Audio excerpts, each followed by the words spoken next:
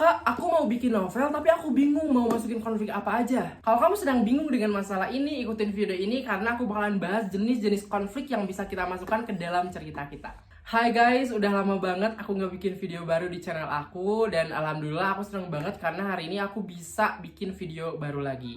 Kali ini aku bakalan bahas jenis-jenis konflik yang bisa kita pakai untuk cerita fiksi kita. So, tanpa menunggu waktu lama, mari kita bahas. Pada dasarnya, konflik itu ada dua jenis, yaitu konflik internal dan yang kedua konflik eksternal. Konflik internal adalah konflik-konflik yang berasal dari dalam diri. Contohnya apa aja sih yang termasuk konflik internal? Contoh, kamu punya masalah dengan diri kamu sendiri.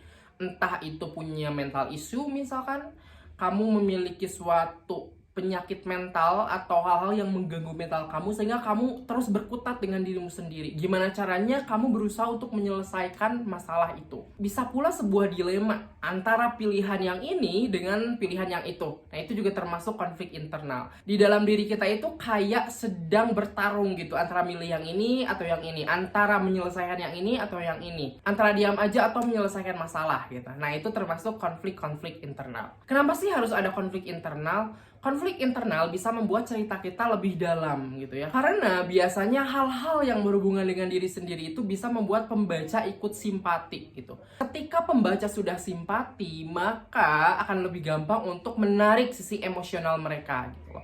Jadi pembaca bisa gampang masuk ke dalam cerita sehingga mereka akan menyukai cerita kita. Selain itu, konflik internal bisa membuat pembaca lebih kenal dengan si tokoh. Jadi tidak hanya yang di luaran saja, tetapi yang di dalam pun dia kenal, dia takutnya apa, dia punya masalah apa dengan diri sendiri, apa hal yang mengganggu di pikirannya, pembaca jadi tahu gitu. Dan itu penting banget, karena di kehidupan sehari-hari aja kita sering bilang bahwa tak kenal maka tak sayang. So, untuk bisa membuat tokoh kita dicintai pembaca, maka salah satunya kita harus memasukkan konflik internal tadi ke dalam cerita kita. Yang kedua adalah konflik eksternal, udah pasti. Dan konflik eksternal ini dibagi-bagi lagi ke dalam beberapa bagian. Pertama, konflik antar manusia.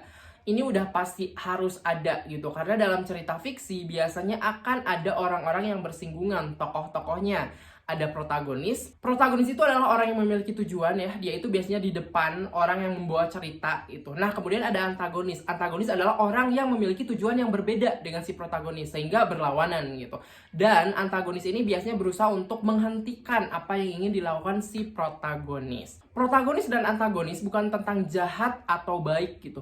Bisa pula protagonisnya memang jahat, bisa pula antagonisnya baik. Begitupun sebaliknya, bisa pula antagonisnya jahat, bisa pula protagonisnya baik gitu. Yang kedua ada konflik dengan lingkungan. Nah, biasanya konflik ini berhubungan dengan masyarakat sekitar, dengan struktur sosial, dengan prinsip, dengan norma gitu.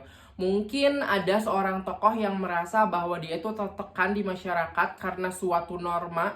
Mungkin ada tokoh yang tertekan karena suatu prinsip atau kebiasaan. Nah, kita bisa munculkan gitu. Contoh konflik dengan lingkungan, misal nih ada seorang tokoh yang berusaha menghilangkan kebiasaan-kebiasaan di lingkungan yang mungkin sesat gitu. Nah, itu konflik dengan lingkungan. Jadi konflik ini tuh tidak hanya dengan satu orang saja, tapi dengan masyarakat secara umum dan juga lingkungan yang mungkin itu tuh sudah susah untuk diubah. Yang ketiga, konflik dengan alam. Nah, kalau ini biasanya berhubungan dengan bencana alam. Misalnya nih, kamu bikin tokoh novel, kemudian masalah yang diangkat itu adalah bagaimana cara si tokoh untuk survive di satu bencana gitu. Misalkan gunung Merapi, gunung meletus gitu ya, atau tsunami gitu, atau apapun itu. Nah, kita bisa angkat. Yang keempat adalah konflik dengan suatu makhluk atau kekuatan supranatural.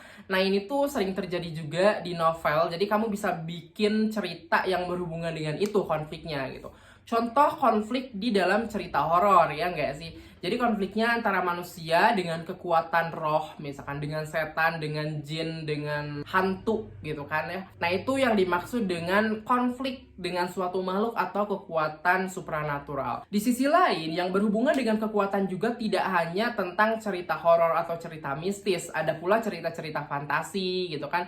Misal ada manusia yang tidak biasa punya kekuatan A, B, C. Nah, ini juga termasuk konflik. Konflik yang berhubungan dengan supranatural atau makhluk-makhluk tertentu. Nah, itulah beberapa jenis konflik yang bisa kamu masukkan. Harus diingat bahwa tidak harus semua konflik ini kamu masukin gitu. Masukkan sesuai dengan kebutuhan. Hanya saja aku hanya ingin menggarisbawahi bahwa konflik internal dan konflik eksternal biasanya selalu ada gitu di dalam sebuah cerita.